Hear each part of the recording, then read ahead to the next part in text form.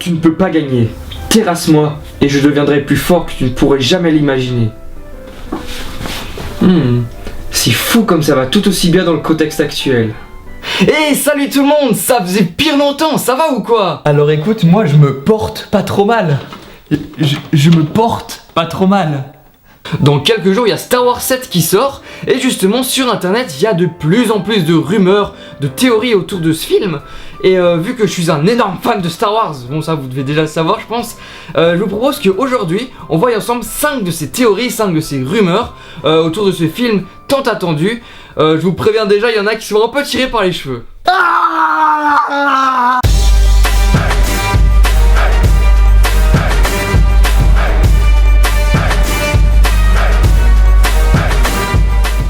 Alors on commence avec la théorie la plus connue, celle dont tout le monde veut connaître la réponse.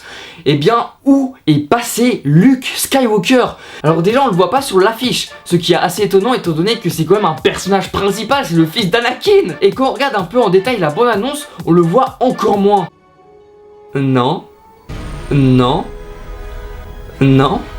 Non plus. Par contre, il y a un plan qui déchaîne tout le monde, eh bien c'est celui-là.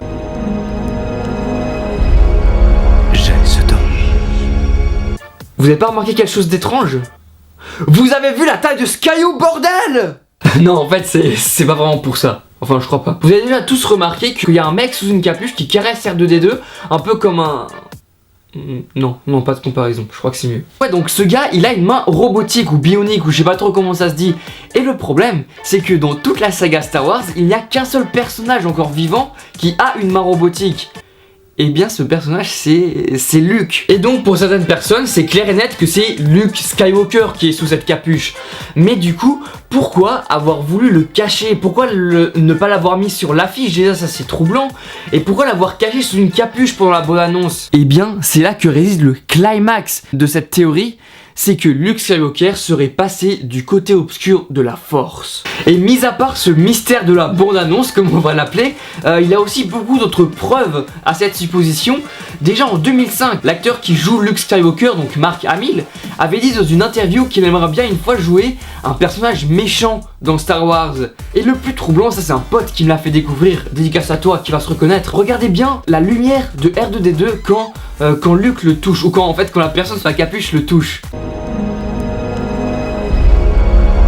Non, vous rêvez pas, elle passe bien à la couleur rouge. Et la couleur rouge, c'est la couleur de quoi? C'est la couleur de quel sabre?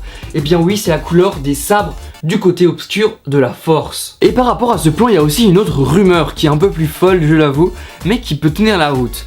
En fait, certaines personnes pensent que la personne sous la capuche n'est d'autre que Dark Vador en personne. Donc en fait, ces personnes pensent que Dark Vador n'est pas mort, qu'il a fait semblant de mourir et qui revient justement dans Star Wars 7. Mais pourquoi est-ce que ces gens disent ça? Eh bien, il y a une autre personne qui s'est fait couper la main. Et oui, c'est Dark Vador. Souvenez-vous dans l'épisode 4, quand Dark Vador annonce à Luke que Leia est sa sœur, Luke il est tellement vénère qu'il lui coupe la main. Et la main justement qui touche R2D2 et ressemble beaucoup plus à la main réparée de Dark Vador qu'à la main réparée de Luke qui a été enrobée d'une sorte de peau. Alors est-ce que J.J. Abrams a fait ressusciter le Seigneur Sith? Une autre théorie qui fait le buzz, ce serait que Rey, l'héroïne du film, donc qu'on voit dans la bande-annonce, serait la fille de la princesse Leia et de Han Solo. En fait, cette théorie ne vient pas de nulle part, parce que dans des livres tirés de Star Wars, Leia et Han Solo ont eu des jumeaux. Et justement, un des deux jumeaux, un des deux enfants serait Rey. Surtout que certains trouvent qu'elle ressemble étrangement à notre chère princesse, et encore plus à Amidala, qui serait en fait sa grand-mère. Mais du coup, ce serait qui le deuxième enfant de Leia et Han Solo? En fait, ce serait Kylo Ren, le nouveau méchant de Star Wars 7. Pourquoi? En fait, déjà parce que Kylo Ren, ça ressemble un peu à Rey quand même. Non. Non, c'est pas pour ça en fait. Non, en fait, ce serait une référence à une pièce de William Shakespeare, Hamlet, pour ceux que ça intéresse. Voilà, je pense que c'est un peu long à lire. Où en fait Hamlet dit exactement la même phrase: je finirai ce que tu as commencé. J'achèverai ce que vous avez commencé. Et c'est en référence à son père, justement, il dit ça à son père qui est mort. Il dit je finirai ce que tu as commencé car il va le venger. Et en fait ça expliquerait tout, parce que si Kylo Ren c'est le fils de Leia et Han Solo, Dark Vador ce serait en fait son grand-père. Et je finirai ce que tu as commencé, il va venger pas son père mais son grand-père. Et ça expliquerait aussi pourquoi il voue une sorte de culte comme ça au masque de Dark Vador. Attention, spoil alerte, spoil alerte. Justement, certains pensent même que ce serait ça l'intrigue de Star Wars 7, vu que Kylo Ren et Rey sont cadrés exactement pareil sur l'affiche. Donc en fait ça voudrait dire que l'intrigue est autour de ce lien de famille, exactement comme entre Luke et Anakin. Un du côté obscur et un du côté des gentils. Et donc la scène finale où Han Solo et Leia pleurent chacun dans les bras de l'autre aurait plus de sens étant donné que c'est leurs enfants qui s'affrontent. Vous allez peut-être pas le croire, mais la troisième de mes théories parle de Jar Jar Binks. Ouais, c'est le gars que tout le monde veut voir mourir tellement qu'il est chiant. En fait, comme si Luke ça suffisait pas, certains pensent que lui aussi est passé du côté obscur de la Force. Mais c'est absurde, voyons. Quand on y réfléchit un peu plus loin, ça pose un sacré doute. Est-ce que vous pouvez m'expliquer comment est-ce qu'un gars aussi con que Jar Jar Binks a pu survivre à toutes ces aventures? Le gars, il a été dans une forêt, sans sable laser, sans rien, avec des droïdes partout, et le mec il est pas mort. Comment c'est possible? Et comme l'a si bien dit Obi-Wan Kenobi, une telle chose que la chance n'existe pas. Il y a aussi plein d'autres arguments pour expliquer cette théorie. Il y a même un site internet qui lui a été dédié. Alors non, je vais pas toutes vous les expliquer, mais je pense que la plus troublante, la plus terrifiante reste celle de l'épisode 1. Souvenez-vous du titre justement de cet épisode, la menace fantôme. Et en fait chaque titre de Star Wars fait référence à un élément présent dans le film, tandis que la menace fantôme, il n'y a pas de fantôme dans Star Wars 1. Et justement, comme par hasard, c'est dans cet épisode que Jar Jar Binks est apparu pour la première fois.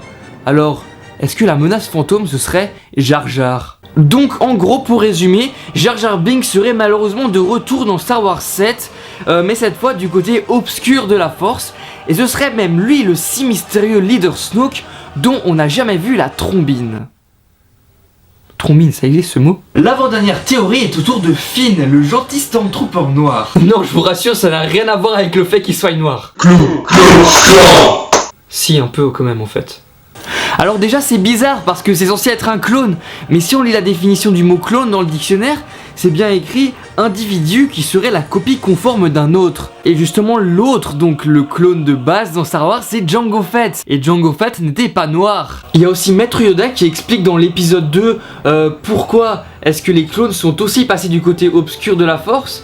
Eh bien c'est parce que un clone est obligé d'obéir à un maître soit Jedi, ou soit un maître Sith, donc obéir à un maître.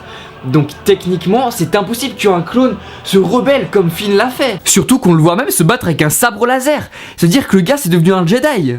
Mais le gros détail dans cette rumeur, ce sont les origines de Finn. Parce que, je suis désolé sans être raciste, dans Star Wars, il n'y a que 2 personnages qui sont noirs. Donc 2 personnages qui sont susceptibles d'être le parent de Finn. Et dans ces 2 personnages, il y a Mace Windu, qui est techniquement mort, qui est tombé d'une fenêtre dans l'épisode 3, et Lando Calrissian, qui est l'ancien propriétaire du Faucon Millennium, qui donc est un personnage un peu secondaire et qu'on voit peu dans la saga. Donc est-ce que ce serait possible que ce serait lui, en fait, le père de Finn ? Et apparemment ce serait plus qu'une rumeur, car sur un puzzle vendu sur Amazon, il est écrit « Finn, entre parenthèses, le fils de Lando Calrissian ». Alors je vous ai parlé des 4 théories les plus répandues sur la toile, celle avec le plus de preuves, avec le plus de fondements.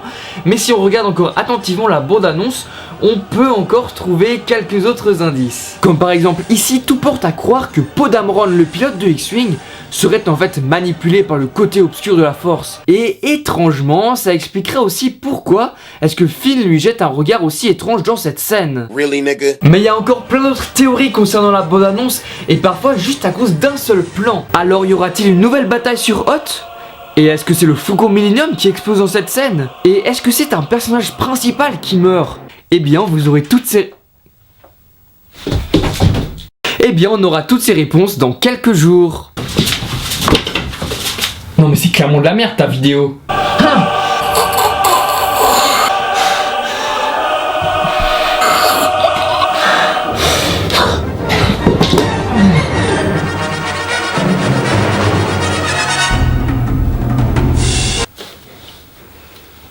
C'est sympa ce truc. Si c'est pas déjà fait, je vous conseille de vous abonner parce que j'ai déjà prévu 2 autres hors d'œuvre et ça va être un truc de malade. Voilà, c'était tout pour moi. Je vous souhaite une excellente journée et que la force soit avec vous.